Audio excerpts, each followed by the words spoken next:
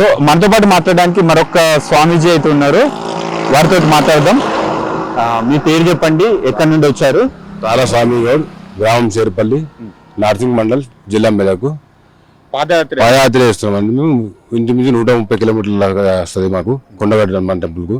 First జయంతికి మాల వేసినాము, విరమణ చేసినాము. అప్పుడు నడవడం వీలు కాలేదు కాలినడకతో, అందుకే ఇప్పుడు సెకండ్ జయంతికి నడవడం కాలినడక నడుద్దామని చెప్పేసి స్టార్ట్ చేసినాము. ఇప్పుడు కొన్ని వెమ్లవాడ ఒకటే ఒక 10 కిలోమీటర్లు ఎక్కువైంది. జయంతి చేసినప్పుడు బాగానే ఉంటుంది. మాల ఉన్నప్పుడు కొండగట్టులో కొద్దిగా సదుపాయాలు తక్కువ ఉండడం వల్ల వాటర్ కానీ ఫెసిలిటీ అప్పలేక కొద్దిగా ఇంప్రూవ్ అవుతుంది.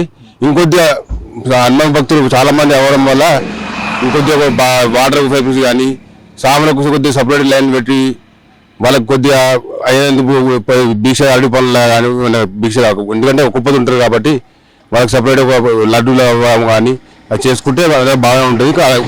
హనుమాన్ భక్తులు చాలా మంది అవుతారు, అప్పటికన్నా ఇప్పుడు ఇంకా ఇంప్రూవ్ అయ్యారు. నడక కొద్దిగా ఉప్పు తక్కువ కానీ వస్తారు, ఇంకా సామాన్యులు బయట ఇంకా బాగా చాలా మంది ఉన్నారు. అందుకే ఉండేమంటే కొండగట్టు బాగా కొద్దిగా ప్రదేశం కానీ గుడి టెంపుల్ ఆవర్తన కానీ మంచిగా చేస్తే బాగుంటుంది అని చెప్పేసి మా ఉద్దేశం అండి. ఇప్పుడు ఒకటి చెప్పండి, మీరు ఇప్పుడు హనుమాన్ జయంతి సందర్భంగా అక్కడ స్వామీజీ ఇప్పుడు దీక్ష స్వాములతో పాటు సాధారణ భక్తులు కూడా వస్తుంటారు దర్శనానంతరం, దర్శనం గురించి. సో అక్కడ ఈ రద్దీ దృష్ట్యా సరిపోయే ఫెసిలిటీస్ ఉంటాయా? ఉందండి, అంతప్పుడు తెలియదు. వాళ్ళకు కొద్దిగా వాళ్ళు వీళ్ళు తర్వాత ఎప్పుడైనా రావస్తారు సామాన్యులు. మాలా టైం జయంతులు ఉంటాయి కాబట్టి జయంతి అన్నప్పుడు సామాన్యులు కొద్దిగా మరే ఇచ్చేసి వాళ్ళకి సపరేట్ కొద్దిగా 3 స్టెప్ నడకపరైనా వస్తారు కాబట్టి వాళ్ళకి సపరేట్ ఒక లైన్ పెట్టుకుంటే వాళ్ళకి కొద్దిగా తొందర అయిపోతుంది. వాళ్ళు బాగా చేస్తారు. వీళ్ళు సాధారణ భక్తులు ఉన్నప్పుడు ఎప్పటికైనా వస్తుంటారు. వాళ్ళు సంవత్సరం ఎప్పుడైనా రావచ్చు. వీళ్ళు జయంతి ఉంటుంది, ఫస్ట్ జయంతి సెకండ్ జయంతి ఉన్నప్పుడు వాళ్ళకి కొద్దిగా టైం ఇస్తే బాగుంటుంది అని. ప్రియారిటీ స్వాములకు ఇవ్వాలి, దీక్ష తీసుకున్న స్వాములకు మొదటి ప్రియారిటీ ఇవ్వాలి. సపరేట్ జయంతి స్వామి కూడా చాలా మంది స్వామి ఉంటారు కాబట్టి వాళ్ళకు సపరేట్ అలసిపోతాం. పాదయాత్ర చేస్తాం కదా, మళ్ళీ 41 రోజు దిశ చేస్తాము. అందుకే వాళ్ళకి కొద్దిగా సపరేట్ లైన్ పెడితే బాగుంటుందని. అంటే మళ్ళీ మాల విరమణ అనంతరం ప్రసాదం అంటే ఒక స్వామి ఉన్నాడు మాల తీయగానే కొద్ది అప్పుడు మాల ఉన్నప్పుడు టైమింగ్స్ ఉంటాయి. మా మధ్యాహ్నం 1 నుంచి 3 గంటలకు భిక్ష టైం ఉంటుంది. మాకు అలవాటే కాబట్టి అప్పుడే అలవాటు అయిపోతుంది. ఆ టైంలో ఆగలవుతుంది. ఇప్పుడు మాల తీయగానే దేవుడు మామూలుకి వెళ్ళిపోతారు కాబట్టి కంపల్సరీ మాల చేసిన తాను చేయగానే ఆగలవుతూ ఉంటుంది. ఒక పులిహోర ప్యాకెట్, ఒక 2 లడ్లు ఇచ్చి భక్తులకు అప్పుడే గుడి సందర్భంగా ఉంటారు కాబట్టి వాళ్ళు ఇస్తే బాగుంటుందని మా ఉద్దేశం.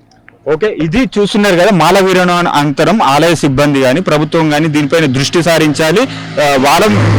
మాల విరమణ చేసిన అనంతరం వారికి ఏదైనా ప్రసాదం లాంటిది పులిహోర కానీ లడ్డు కానీ అరటి పండ్లు కానీ ఏదైనా ప్రసాదం లెక్క ఇస్తే వారికి కొంత ఉపశమనం ఉంటుందని చెప్తున్న పరిస్థితి.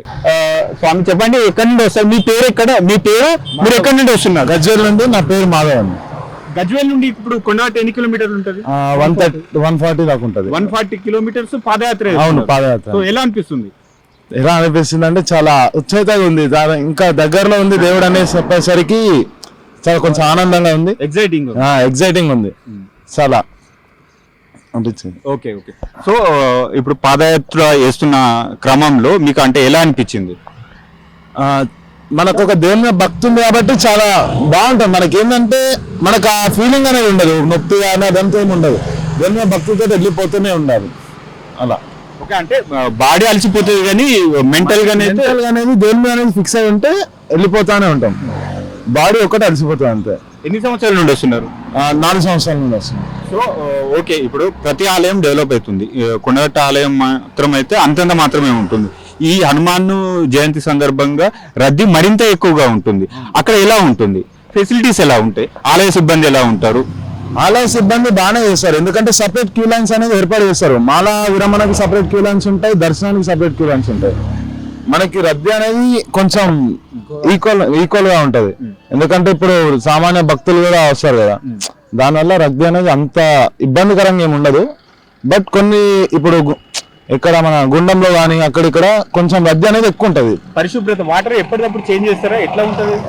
ఎప్పటికప్పుడు చేంజ్ చేస్తూ ఉంటారు, ఎందుకంటే భక్తి రద్దీ అనేది పెరుగుతూ ఉంటది. కొందరు అపరిశుభ్రం చేయడం కానీ, సబ్బులు యూజ్ చేయడం కానీ, అవి వల్ల కొంచెం అలా ఇలా అవుతుంటాయి. ఇప్పుడు మీరు మాల విరమణ మరియు దర్శనానంతరం ఏదైనా ప్రసాదం ఆలయం నుండి వస్తుందా, మీకు ఇస్తారా? ఆహా, అది లేదు. ఏ ప్రసాదం అన్నారు? అది తిరుపతిలో అయితే ప్రసాదం అయితే ఇస్తారు. దర్శనం ఇక్కడ కొండగట్లో అలాంటిది ఏం లేదు ఫెసిలిటీ. అది ఒకటి ఉంటే బాగుండు కొంచెం. ఉపవాసంతో వస్తున్నాం కాబట్టి ఇక్కడ మాల విరమణ ఇది ఒక ప్రసాదంతో మాల విరమణ అయినట్టు ఒక ప్రసాదం ఉంటే బాగుండు. మీరు చెప్పండి సార్, మీ పేరు ఎక్కడ నుండి? జగన్ స్వామి, మాది గజ్జల స్వామి. గజ్జల పక్కన అక్కారం మాది. మేము అక్కడ నుంచి గజ్జల నుంచి వస్తున్నాము. ఇప్పటికైతే ఇంకా నడవాలి అన్న ఫీలింగ్తో నడుస్తున్నాము. దేవుని చూడాలి దైవశక్తితో నడుస్తున్నాము. ఇప్పటికైతే ఏమి ఇబ్బంది లేదు. నడవాలని చూడాలన్న కోరికతో నడుస్తున్నాము. ఎలా అయినా దర్శనం చేసుకోవాలని కోరికతో వస్తున్నాము. ఎంత రద్దీ ఉందో తెలియదు. ప్రజెంట్ అయితే ఇప్పటికీ ఏం అనిపించలేదు. ఆ దేవుని దీక్షతోనే పోతున్నాం స్వామి. అక్కడ ఎలా ఉంటది ఆలయం? ఆలయం అయితే బాగానే ఉంటుంది. నేను చాలాసార్లు పోయినాను. ఈ మాలయడం ఫస్ట్ టైం ఇది, కానీ దీక్షతో వెళ్తున్నాము. ఇప్పటికైతే ఇలాంటిది ఏం లేదు. ఓకే, రండి సార్, మీ పేరు చెప్పండి. నా పేరు తామరేష్. నేను గజ్వల్ నుంచి వస్తున్నాను. నేను 5 times 6 times చేసిన. ఓకే, ఇదే ఫస్ట్ టైం పాదయాత్ర. ఎలా అనిపిస్తుంది? బాగానే అనిపిస్తుంది. అక్కడ ఎలా ఉంటుంది? ఇప్పుడు రద్దీ ఉంటుంది మామూలుగా, ఈ రోజు అయితే రద్దీ ఉంటుంది. ఎలా ఉంటుంది అక్కడ? అక్కడైతే అంత బాగానే ఉంటుంది. ఇప్పుడు కొందరు భక్తులతో మాట్లాడడం అయింది. ఇప్పుడు మీ మాల విరమణ అనంతరం ప్రసాదాన్ని అయితే ఆలయ సిబ్బంది ఇస్తే బాగుంటది అనేది ఒక ఆలోచన.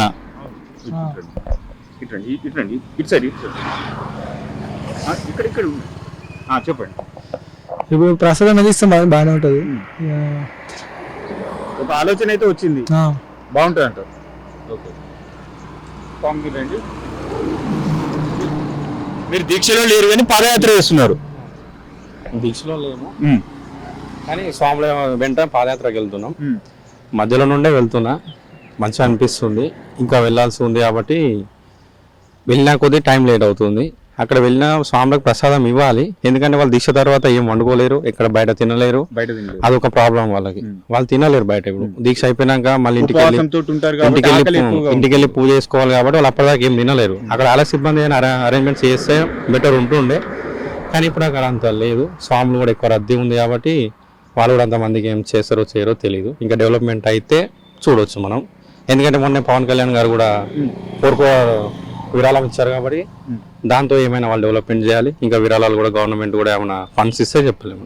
గవర్నమెంట్ తీసుకోవాలి డెవలప్మెంట్. అది మనం గవర్నమెంట్ ముఖ్యంగా ఇప్పుడు రద్దీ ఎక్కువగా ఉంటుంది, దీక్షలు కూడా ఎక్కువ తీసుకుంటున్నారు. సో గవర్నమెంట్ ఇంకా ఫోకస్ చేయాలి. ఇంకా ఫోకస్ చేసి స్వాములకైనా కొత్త ఫెసిలిటీస్ ఏమైనా పెడితే బెటర్ ఉంటుంది వాళ్ళకి. ఎందుకంటే వాళ్ళు పాదయాత్ర వస్తారు, పాదయాత్ర వచ్చే వాళ్ళకి చాలా ఇబ్బంది ఉంటుంది. వాళ్ళ కోసం స్పెషల్ దర్శనం ఏమైనా అరేంజ్ చేస్తే బాగుంటుంది. పాదయాత్ర చేసే వాళ్ళకి నడిచి వాళ్ళు లైన్లో నిలబడలేరు. అక్కడికి వెళ్ళిన తర్వాత వాళ్ళు మళ్ళీ క్యూ లైన్లో వెయిట్ చేయాలంటే వాళ్ళ వల్ల కాదు, కాళ్ళకు నొప్పులు అవన్నీ ఉంటుంది. అది ఇప్పుడు అర్థం చేసుకుంటే బెటర్ ఉంటుంది. ఎందుకంటే ఇప్పుడు వాహనాల పైన వెళ్ళేవారు వెళ్తారు, కానీ పాదయాత్ర వెళ్ళే వారికి కొంచెం సపరేట్ దర్శనం ఏదైనా ఉంటే బాగుంటుందనే ఉద్దేశం ఉంది.